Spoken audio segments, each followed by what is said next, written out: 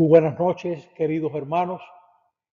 Esta noche vamos a recorrer los 4 primeros concilios ecuménicos y las lecciones que nos dejan esos concilios.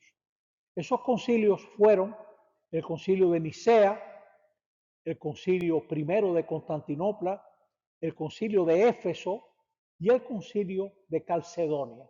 Y luego veremos qué lecciones nos dejan esos concilios. Aquí estamos viendo en pantalla el concilio de Nicea, el primer concilio ecuménico de la Iglesia, en el 325, convocado por el emperador Constantino. Se había convertido al cristianismo, aunque no estaba bautizado, se bautizó en el lecho de muerte más tarde, en la década de los 30, pero él estaba muy preocupado porque había católicos que decían, Jesús es el Hijo del Padre y es tan divino como el Padre. Pero había otros, pensamos que eran herejes, que seguían a un sacerdote de Alejandría llamado Arrio, que decía, Jesús no puede ser divino porque padeció, ignoró, y Dios no padece, no puede ser divino. Su idea de Dios le llevaba a rechazar la divinidad de Jesús. Para comprender esa controversia, la controversia de Arrio, tenemos que tener presente algunos datos. Hagamos una pequeña reflexión. Si creemos en Dios, eso significa aceptar que Dios nos supera. Si llegamos a conocer a Dios, es porque Él ha tomado la iniciativa de revelarse. Hay revelación. Si creemos en Dios, aceptamos que cuando Dios se revela y se acerca, no deja de superarnos. Permítame un ejemplo. Cuando usted se acerca a una montaña que llaman La Pelona, no deja de ser grande, aunque usted esté cerca. Eso quiere decir que Dios sigue siendo misterio, más allá de lo que entendemos, queremos y podemos. Usted no puede mirar el sol con los ojos abiertos. No es falta de luz, es falta de ojo. Usted no tiene ojo para mirar esa luz. Dios siempre será mayor y nos cuestiona más cuando está más cerca que cuando lo pensamos lejos. Dios siempre será mayor. La inmensidad del Señor se capta mejor cuando se acerca, se expone, nos da su mano. Solo un amor infinito puede hacerse tan pequeño. Al revelarse, Dios se esconde. Por ejemplo, en Navidad, ¿quién va a decir que en ese niño se está revelando el Hijo de Dios? Se acerca, pero nos sigue quedando grande. Antes de Arrio ya hubo un obispo que tuvo problemas con el Hijo de Dios, con la divinidad. Pablo de Samosata, hacia el 260, sostenía, el Padre es el único que existe de manera sustancial. El verbo solo es un sonido proferido por su boca. Jesús, por tanto, solo es un hombre. Es sublime porque está habitado por un atributo de Dios. Pero para Pablo de Samosata, Jesús no era más que un humano, porque no podía aceptar que alguien que padeció, que se cansaba, que se frustraba con la falta de fe de sus discípulos, también fuera divino. No lo podía aceptar. Miren, esto es algo tan grande. Aceptar que Dios se ha revelado en Jesús. Si aquí viniera ahora en el patio, si aterrizara una nave de Alfa Centauro y se bajara una gente con 3 cabezas, un extraterrestre, nos resultaría más fácil que aceptar que alguien divino asumió nuestra condición humana. Más fácilmente usted cree que llegó un extraterrestre que Dios mismo asumiendo nuestra condición humana. Pablo de Samosata carecía de naturaleza divina, según él. Jesús no tenía naturaleza divina. pues habría sido adoptado en el momento del bautismo. Por eso su pensamiento se llama adopcionista. Jesús fue un hombre que Dios adoptó. Para Pablo, Jesús era un simple hombre revestido de sabiduría divina. El Hijo de Dios no ha bajado de lo alto, sino que es de aquí abajo, decía Pablo de Samosata. Es por naturaleza un hombre como todos, pero escogido por Dios. Jesús sería hijo de Dios por adopción, por adopción. Jesús no es Dios encarnado en una naturaleza humana. El logos, el poder y el espíritu, dice él, no se distinguen de Dios mismo. Todo eso es lo mismo, son atributos de Dios, es decir, son modalidades de Dios. Eso, la iglesia no cree eso. Eso se llama modalismo, cuando se cree que el logos, el espíritu, no son más que modos, ¿no? Pablo de Samosata decía que el logos era consustancial. La palabrita en griego es homoousios. Lo que quería decir es que estaba habitado por un atributo divino. Jesús estaba habitado por un atributo divino. Y ese atributo venía de la esencia de Dios. Cristo no era más que un hombre habitado por un atributo de Dios. El atributo que habitaba Cristo era de la materia misma de Dios, idéntico. Lo divino de Jesús no era más que un atributo del Padre que él tenía. Quédense con la palabrita consustancial, homoousios, consustancial. Para Pablo de Samosata, el atributo era consustancial. Esa palabra consustancial la iglesia la va a usar, pero con otra significación. Pablo de Samosata estaba destruyendo la distinción entre el Hijo y el Padre. Y ahí es donde entra Arrio. Arrio era un sacerdote de Alejandría, brillante. Arrio compuso unos versos y unos cantos tan simpáticos que hasta los marineros de Alejandría cantaban los cantos de Arrio. Arrio pensaba que Dios es el inengendrado.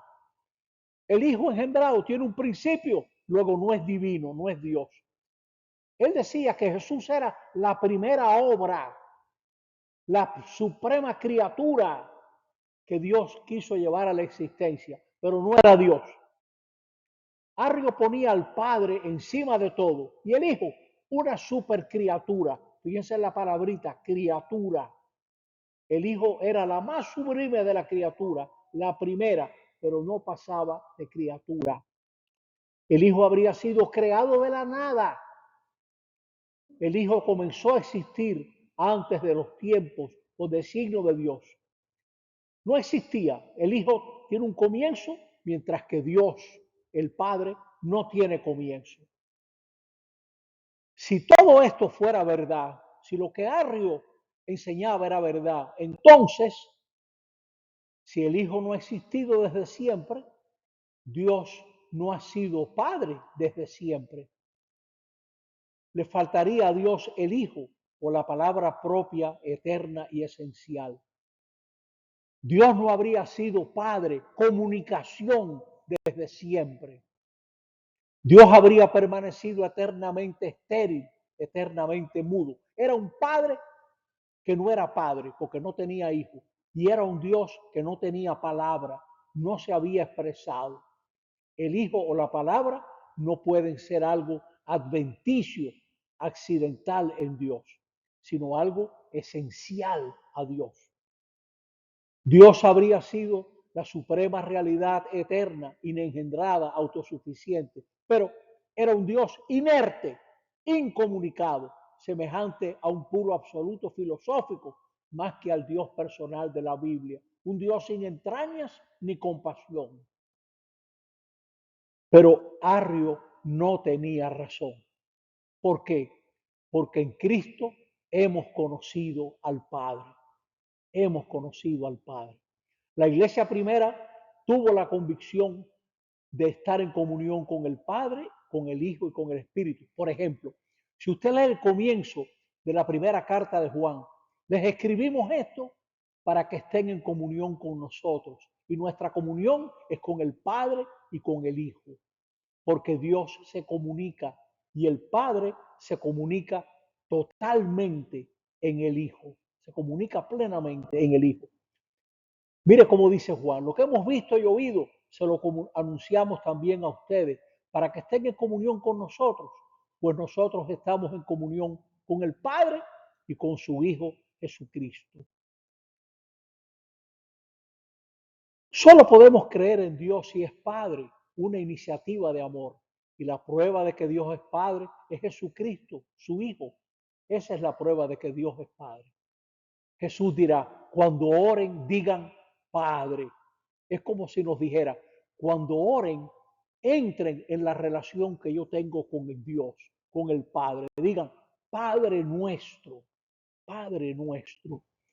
El Hijo procede de la esencia divina, no en el sentido de parte material y divisible, sino en el sentido de correlato necesario de la esencia engendradora, comunicadora y paternal de Dios. Es decir, puesto que Dios es Padre y lo propio de Dios es comunicarse, hay un Hijo. Eternamente el Padre engendra al Hijo eternamente.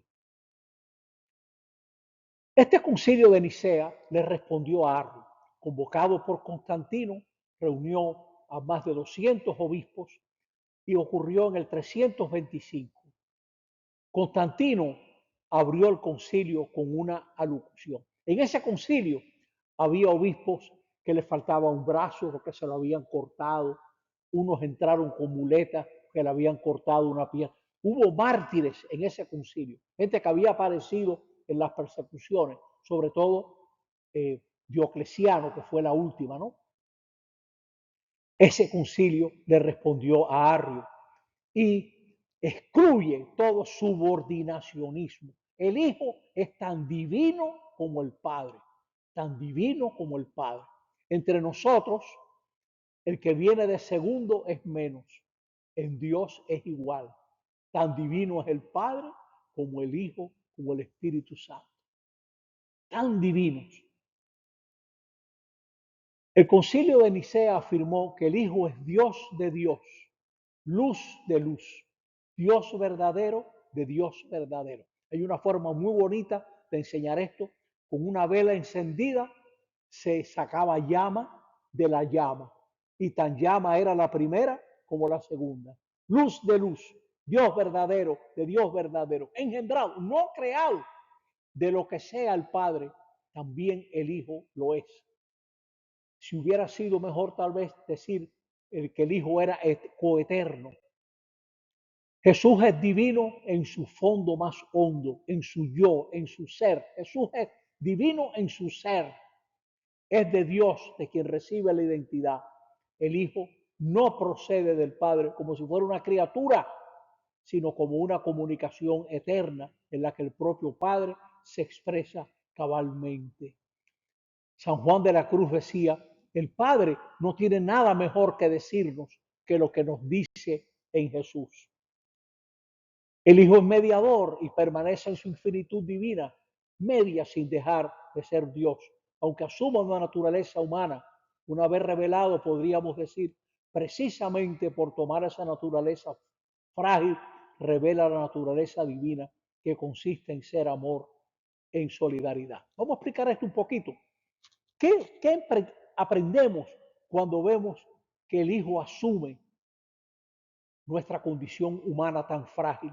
¿Qué se revela? Se está revelando que ese Hijo que es divino nos enseña que Dios es amor, porque solo por amor se asume lo problemático, se asume lo difícil.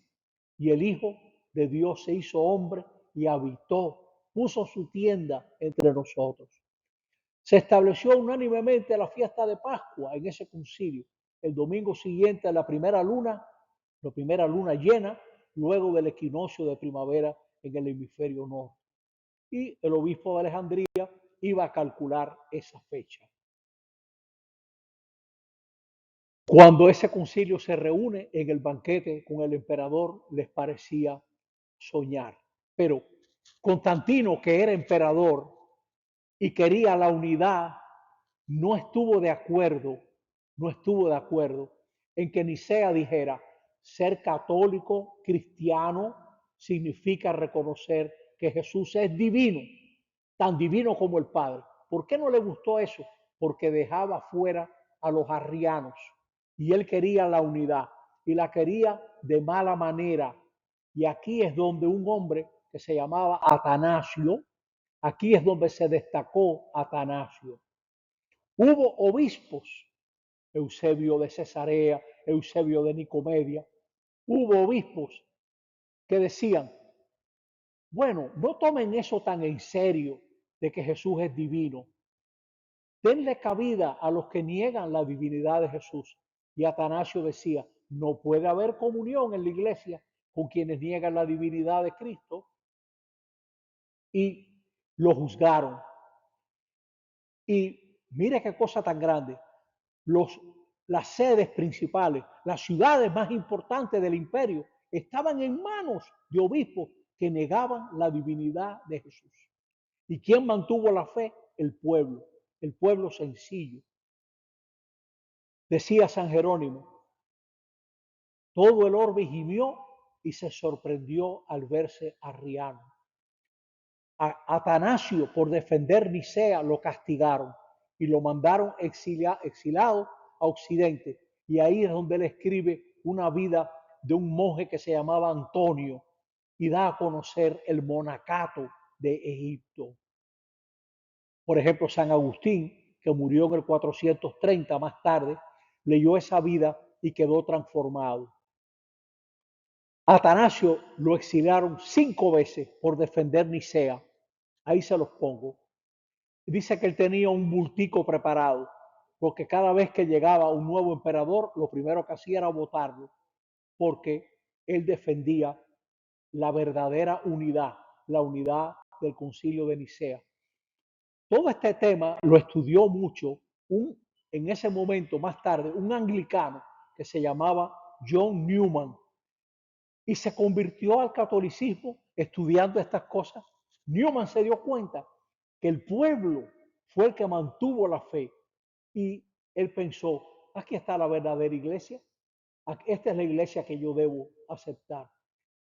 Se bautizó, lo ordenaron sacerdote y eventualmente León XIII lo hizo cardenal y hoy es Saint John Cardinal Newman, San, San Juan Newman, un santo de la Iglesia Católica que se convierte estudiando estas cosas y viendo cómo el pueblo guardó la fe de Nicea. Vamos a resumir, los cristianos creemos que Dios se nos ha revelado y acercado definitivamente en Cristo. Jesús es tan divino como aquel a quien él llamaba Padre. Entendamos esto, cuando nosotros compartimos algo, tenemos menos. Cuando Dios comparte, tiene y es más. Denle mente a eso. No es, Dios no es menos por ser Padre, Hijo y Espíritu Santo. Una divinidad comunicada. Si Jesús no es Dios, como lo sostenía el hereje Arri, entonces no nos ha sido dada en Jesús ninguna salvación, ni conocemos nada de Dios, ni tenemos ninguna orientación sobre el sentido de nuestra vida. La tradición y la escritura de la primera comunidad nos enseñan que en Jesús hemos conocido a la divinidad. Mucha gente que diga, ¿y si yo conociera a Dios? Lee los evangelios. ¿Y si yo supiera de Dios? Aprende de Jesús. Ahí está todo, como decía San Juan de la Cruz. En esa palabra Dios nos dice todo lo que nos quiere decir. La entrega de Jesús destruye el egoísmo y en verdad, muriendo, destruyó nuestra muerte. Y al resucitar nos ha dado nueva vida. Ese que sufrió por amarnos es divino. En verdad, uno de la Trinidad ha aparecido por nosotros. Dios no se salva donde nosotros perecemos.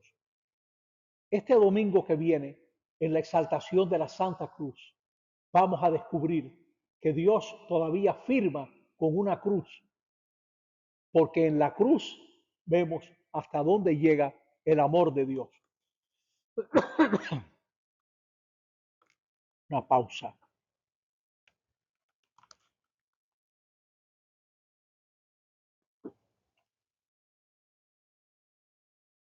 El Hijo no se aferró a su divinidad, sino que se anonadó, asumiendo la condición humana, la condición de siervo, obedeciendo hasta la muerte y muerte de cruz. La muerte en cruz del Hijo es lo más bajo que puede llegar Dios, pero en esa oscuridad profunda de descalificación, dolor y abajamiento, resplandece la luz de su divinidad. Solo un Dios que sea amor puede llegar hasta ese extremo y lo vemos en Cristo. Por eso es fundamental reconocer que Cristo es tan divino como el Padre. Bueno, pues ese ha sido el concilio de Nicea en el 325. Y ahora vamos a mirar el concilio de Constantinopla, de Éfeso, de Calcedonia. Veamos el primer concilio de Constantinopla en el 381. Este concilio tiene como gran enemigo a Apolinar de la Odisea, porque Apolinar negaba que Jesús hubiera tenido un alma como la nuestra. Ya verán qué importante. Mire el razonamiento. Pensaba, Jesús es perfecto. Ahora bien, dos cosas acabadas, perfectas, no pueden constituir una única realidad. Por consiguiente, la humanidad de Cristo no puede ser perfecta, decía él. No puede ser perfecta. Y el Papa Dámaso decía, si Jesús no tenía un alma como la nuestra, no podemos decir que haya sido salvada nuestra alma, en la cual reside el principio de nuestro mal también. O sea que también nuestra alma está afectada, porque le confesamos Salvador del hombre entero, confesamos que asumió el hombre entero, cuerpo y alma. ¿Cuál era el esquema argumental que ha sido corregido? Mire lo que decía San Gregorio Nacianceno: lo que no ha sido asumido no ha sido sanado. Lo que está unido con Dios, eso es lo que se salva. Eso es un principio muy importante para todo cristiano. Tú quieres salvar la vida matrimonial, asúmela. Tú quieres salvar la economía, asúmela. Tú quieres salvar la política, métete en política. Lo que no ha sido asumido no es salvado.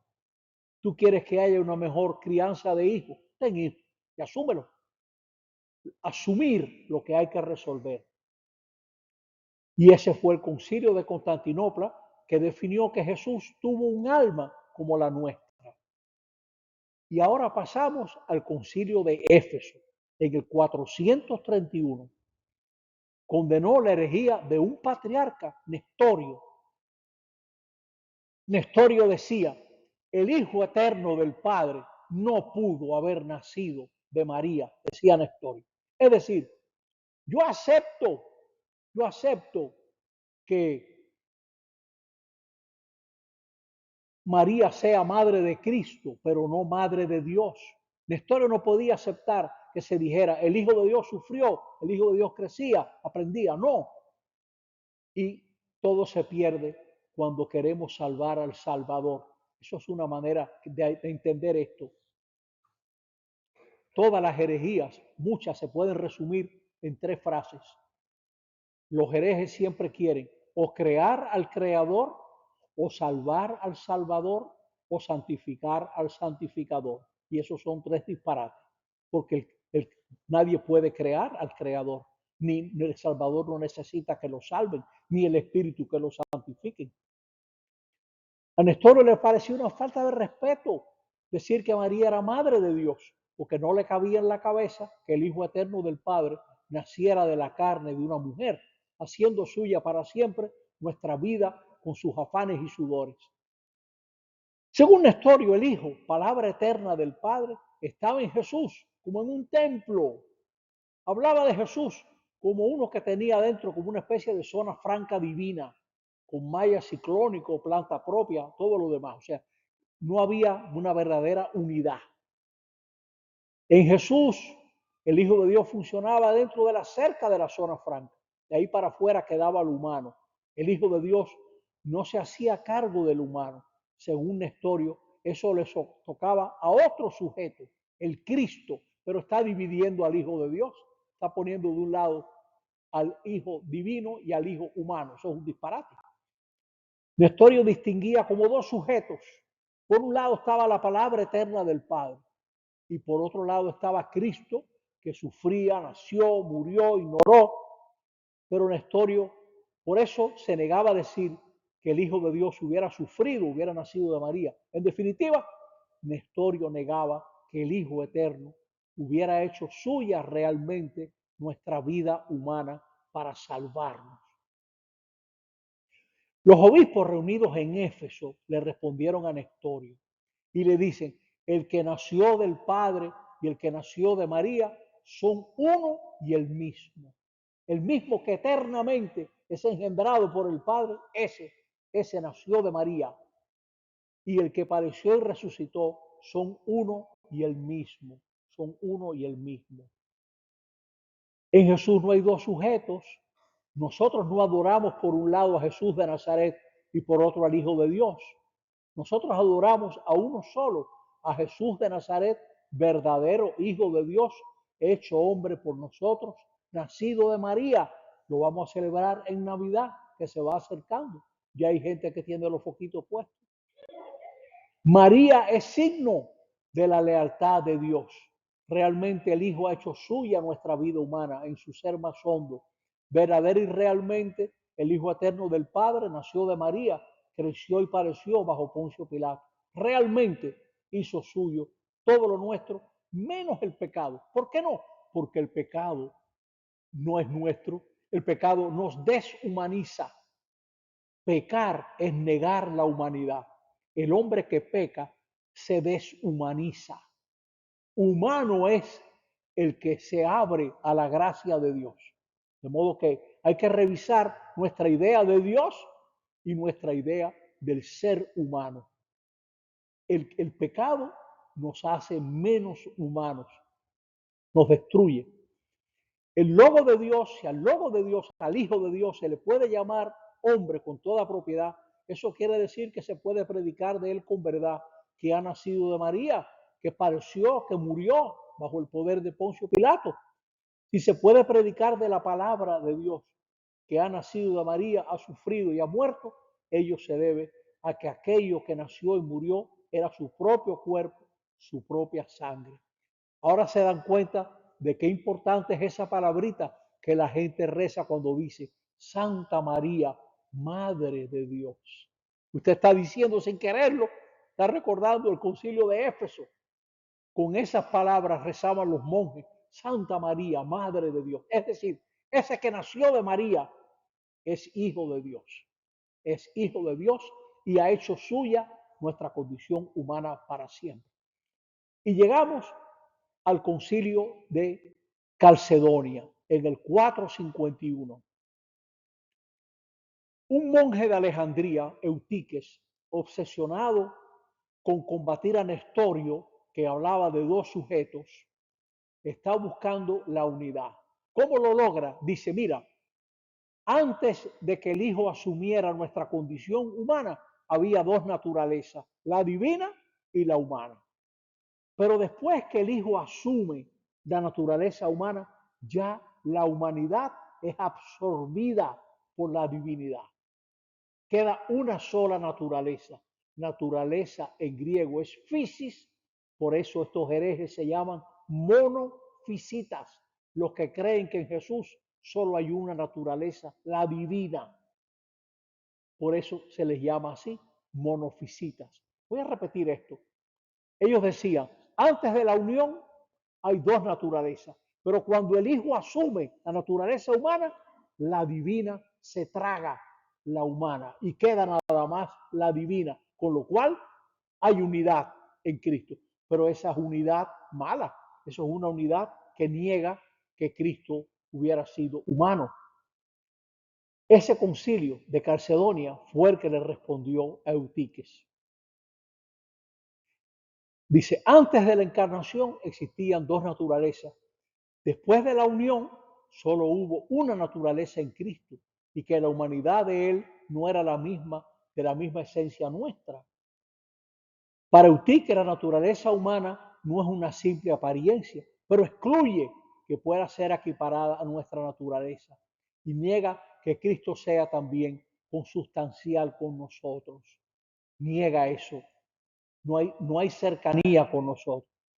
Reconoce que Cristo había nacido de la Virgen, etc. Insistía que había tomado su carne de María y añadía que su encarnación fue completa, pero solo antes de la unión con la naturaleza divina.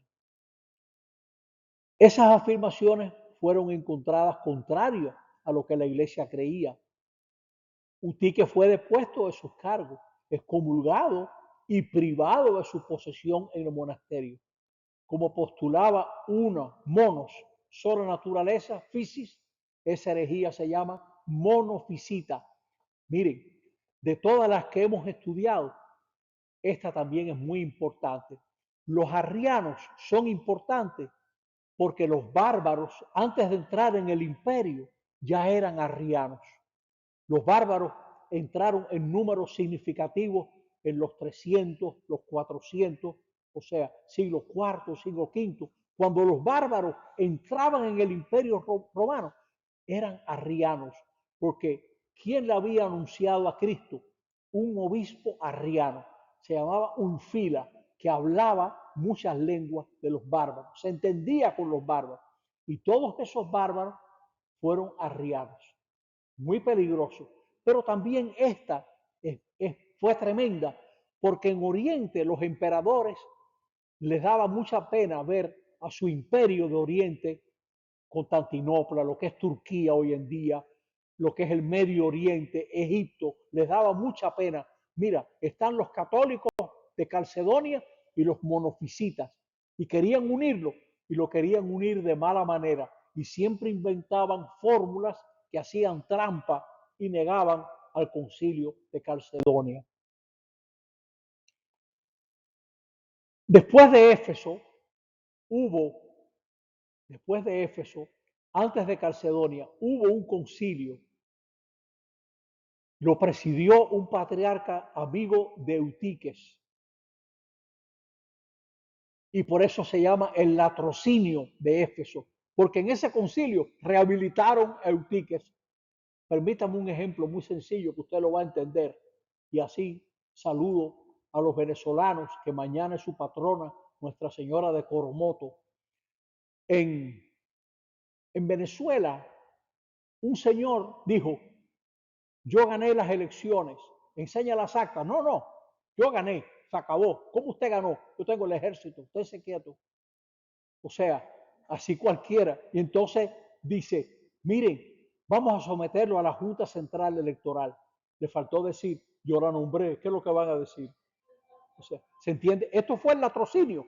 Esta gente toda era favorable a Eutique. Y entonces dijeron, Eutique no, Eutique no debe ser condenado. Eutique no debe ser condenado.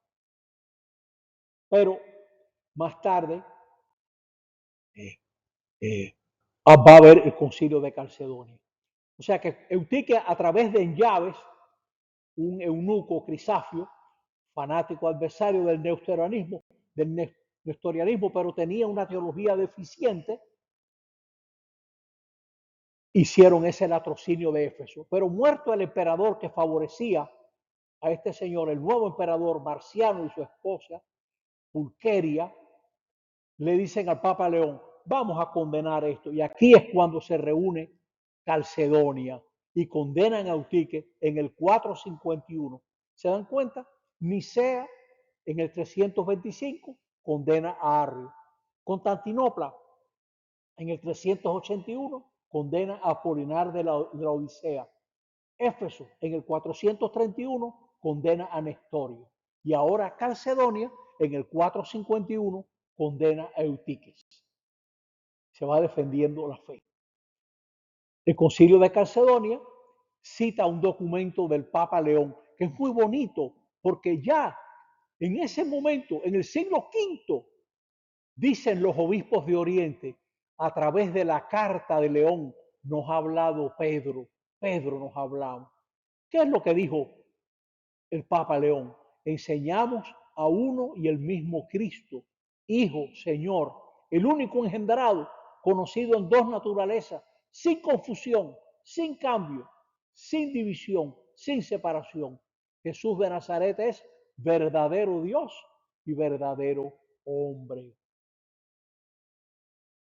Es decir, que Jesús asumió nuestra humanidad con la única diferencia que no asumió el pecado, negación de la humanidad.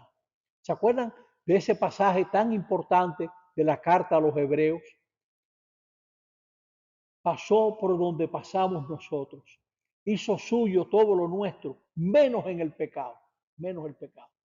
Nos salva a nosotros porque es humano como nosotros. Y es el Hijo de Dios, en cuanto Hijo es divino, tan divino como el Padre.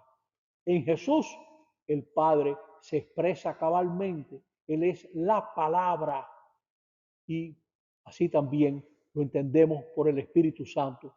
Nos salva porque es divino. Hay una manera muy fácil de recordar esto. ¿Por qué el Hijo de Dios nos salva? Porque es divino. Su salvación cruza la historia y nos llega hasta nosotros. Es divino y nos salva a nosotros porque es humano.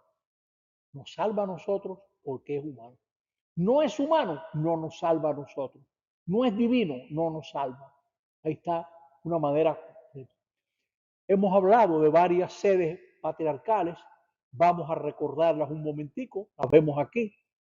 Tienes Roma y Constantinopla. Como este curso va a continuar, miren esas dos ciudades que eventualmente se van a ir enfrentando. Y luego está Antioquía, que no la Antioquía, Jerusalén y Alejandría. Todas estas ciudades del Medio Oriente, Antioquía, Jerusalén, Alejandría, todo eso va a caer en poder del Islam. Solo va a quedar Constantinopla, que va a caer finalmente en 1453. Esta última parte de Calcedonia depende mucho de un estudio muy bueno de estos hermanos, Angélica Sarmiento, con la colaboración de Violeta Vázquez Brenes, un recurso que encontré en internet excelente.